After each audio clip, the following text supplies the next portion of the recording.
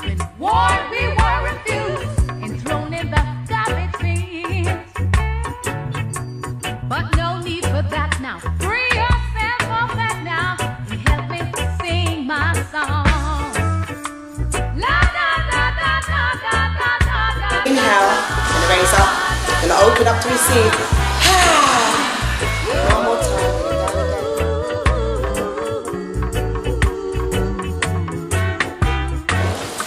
Sister Lashana, come to the front for the and we ask that you bond us together in unity. We ask that you put in our hearts to care and support each other. We ask that we become united. Rise up, sister, please. As I said, my name is Sister Angie. To my far right is my co-founder, Sister Francesca, in the blue. Sister Hanifa, moving on. Sister Michelle, Sister Dawn, and Sister Susan. You know, and we put on an event, didn't we, Sister? You want to come forward, Sister? Because I can talk all day long. Same here. But anyway, yeah, we put on an event with the Power of Self-Love in October 2016, isn't it? Absolutely. And the sisters did come. So we know that we have the right message, we have the right, focus and vision. The sisters will come, and that we can come together as one, talk about what we need to talk about. We've got things to talk about, haven't we, sisters? Yes. Absolutely. All right, didn't know that. All right. So that's what we did. And we keep on doing it, because there's more work to do. There's a lot of healing and responsibility that we need to take as sisters, because we know once we do it, it's going to, we're going to take on, and the community is just going to be the vision that we want to see. So that's what we continue to do. You don't mind helping, do you? No. Absolutely. Oh, we got some sisters. That's nice. Greetings. Yeah, we had our first one June 17th last year, and it was wow, and it's been wow ever since. And it's actually a very humbling experience, because we've had a few sisters that have wanted to speak, and when they've spoken, they've said thank you. And it's like we're just relieved to get anybody to come and share at the event, but they're saying thank you to us for an opportunity to share what is on their heart. And we've had sometimes we have to do what we have to do, and we've all got our purpose in us. As a woman, that I am the mother of civilization, and I'm the vessel that brings forth life. So I know my power, and I own my power every day. Yeah, so that's one of the aims we have on our logo: own your power. All right, and don't let nobody put you down. All right, or come and see me and I'll sort them out. I really love this sister, because I've seen what empowerment means through this sister.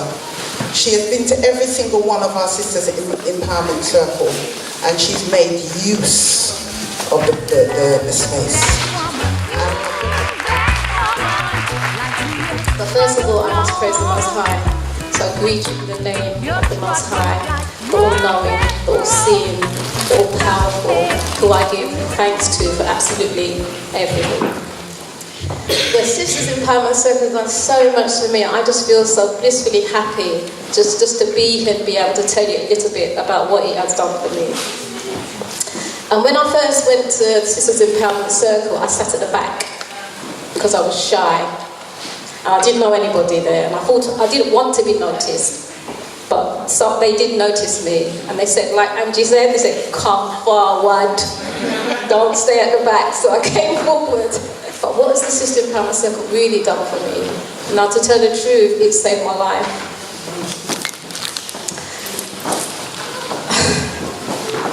I felt like I was dying.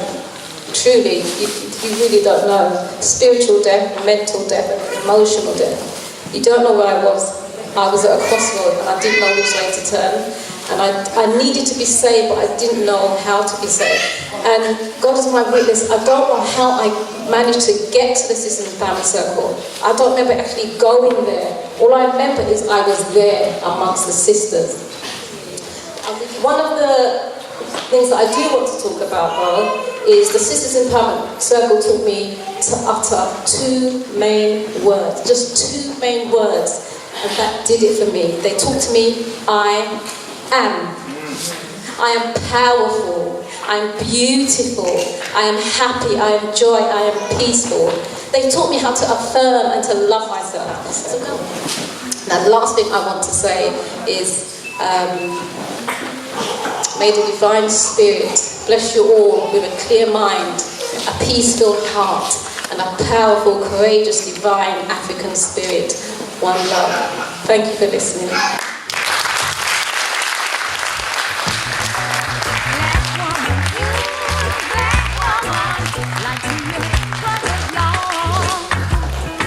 Sister, she said, I am. Make sure you get the I am, you know. Make sure you do the I am. Do the be wrong. I'm telling you, it works. The word empowerment. Where's Sister Zoe? Hey, Sister Zoe. Could you please join me to welcome our beautiful sister, Sister Zoe. She's going to talk about empowerment.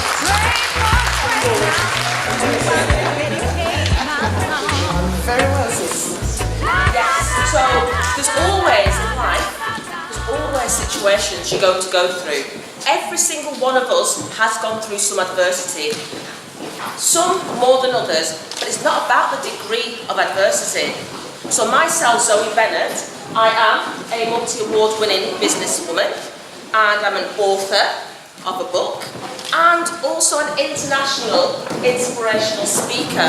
It's because I want people to say, well, if she can do it, so can I.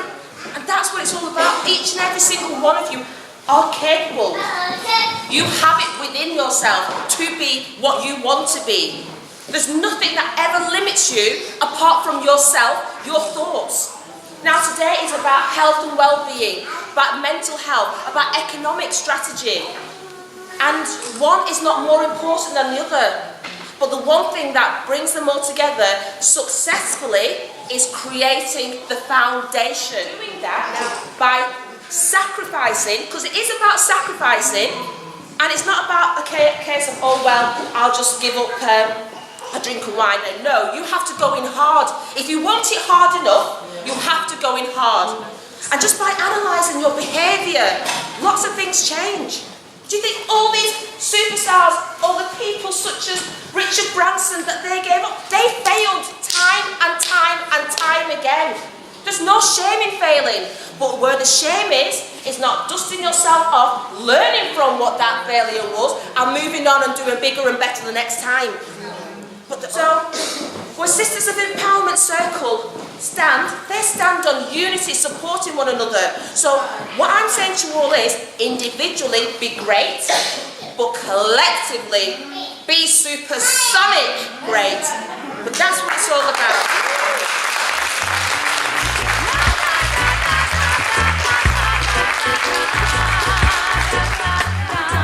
Thank you. Thank you.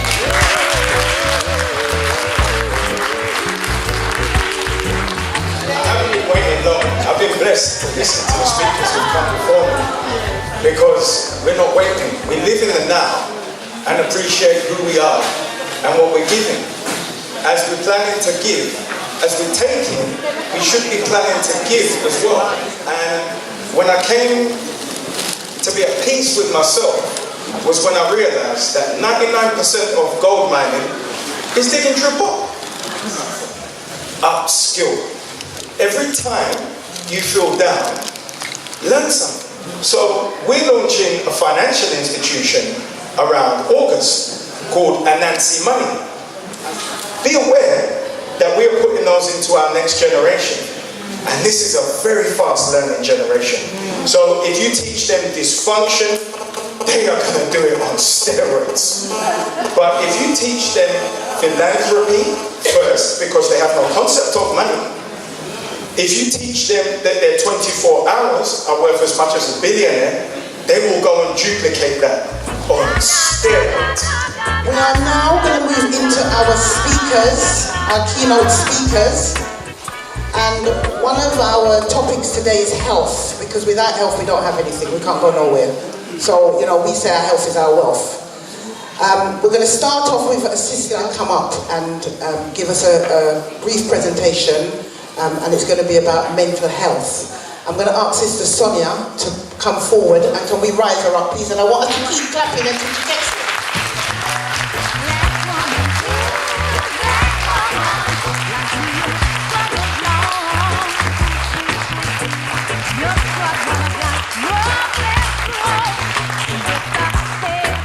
So my name's Sonia, and today I'm going to talk about alcohol and what it does to our well-being, mental health well-being. Okay, I'm going to tell you a bit about myself. I've got a nursing background, and I left nursing and did 25 years in the drug and alcohol addictions field. And today is just about, what I want to look at is why we are drinking in especially the black community. And so I'm going to look at three things. Why we're drinking, what stops us from getting help, and how can we help ourselves. And that's also collectively the community. So come on, why do people drink? I know lots of girls, lots of it's about confidence, about boosting their confidence in certain circles. They'll drink to feel whatever, merry. Yeah. And also I'll say that young girls, we have this gang culture and girls being initiated into gangs, and we found that there's a lot of drinking amongst our young people. This is a brief snapshot. If anybody has, know of somebody and wants some advice, I'm around here for today. So please come and look for me. Okay, thank you very much.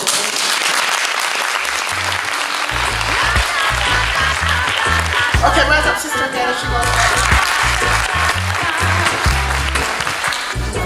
So, mental health is not just about A or B, it's holistic. There's a lot of things. Yeah, so let's take this information and go away and do something with it. So, thank you. Now, we're going to move on to another dear brother along my journey. I was very honored to know his father. He's passed on to the ancestors. He'll give you a bit more background information. And I'm so proud of this brother because when we talk about legacy, he's a real example of legacy, of continuing what his father created. And I've got a lot of respect for him. And again, we need to champion our brothers. Champion them when they're doing works in the community. We can tear them down easy, because you know what our mouths are like. No, it's easy. But those that know themselves know that our mouth is, that's our little strength. We use it. But don't take it on board, brothers, please, yeah?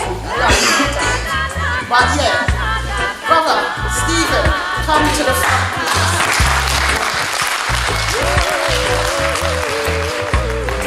We always say, my name is Stephen Sally, and just to give you a bit of background about myself, I was, just as Sister said, a young person going about my own business, working at an electronics company, and then my father, Professor Sally, who you've heard of, invented a range of supplements. Now, Professor Sally came from a heritage of natural medicine. He came from a legacy of natural medicine. He decided in 1988, when there was an HIV/AIDS epidemic, which was killing thousands of people in Africa, sub-Saharan Africa. Even up to today, we have the largest number of AIDS cases in Africa. So he used his research background in the 60s and 70s where he discovered conditions that were originally untreatable and found treatments for them. There was a condition called rhinoscleroma, another condition called atrophic rhinitis, another condition called laryngotracheobronchitis. These conditions originally had no treatment in the whole world. And he actually standardized the way they're being treated around the world. And it was from this background of research, he went on to produce a range of supplements called Mariandina. So have to look at why is it that today we have the highest number of prostate problems in the whole world. I know that's dealing with men, but also among our sisters we have the highest level of fibroids. And I always ask myself, why do we seem to be having these prevalences in our community, in our nation? It starts with, first of all, one thing I want to say is that we've got to start by loving the skin we're in. Okay? And I say that those who believe in that and really honor that, they will say to themselves, you know what? That is the stage in which we can actually find the measurable value of the black woman. Because you were born beautiful. You were born amazing. You were born awesome. It is just that we have been given an image that is not like who we are. We have to realize that the very fast immunity you get starts from breastfeeding. So I'm encouraging our sisters to do more breastfeeding, rather than changing to give our children formula.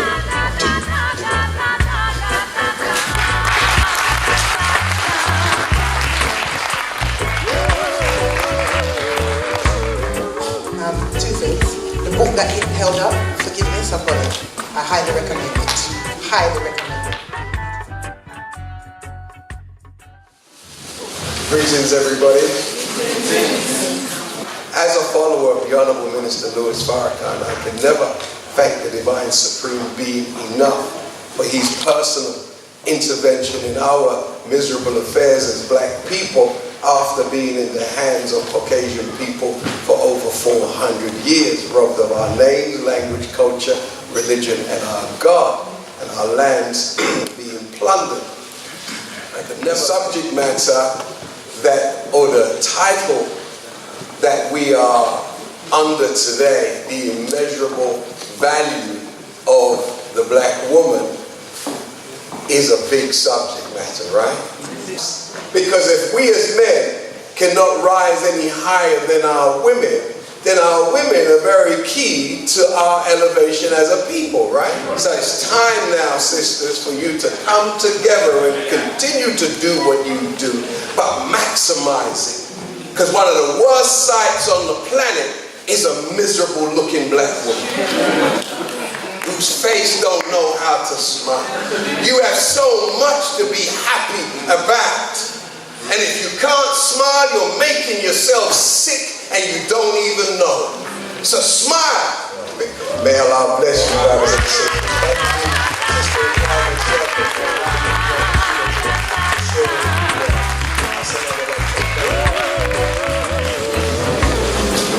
Assalamu alaikum.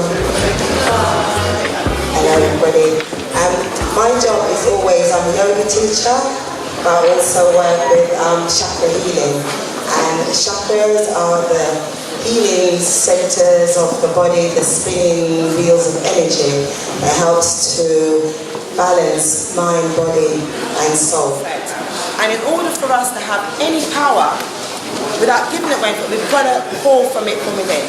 So I'm going to work on a little visualization for us. It's in our solar plexus, our Manipura chakra, which is literally above our navel. And then all you need to do now, once you've done it, move your hands, bring your hands into a fist, and you open up your hands to the heavens, and you open up and you go, ah! And you come down again, and you're going to inhale, you're going to raise up, you're going to open up to receive. One more time, bring it down again. Inhale.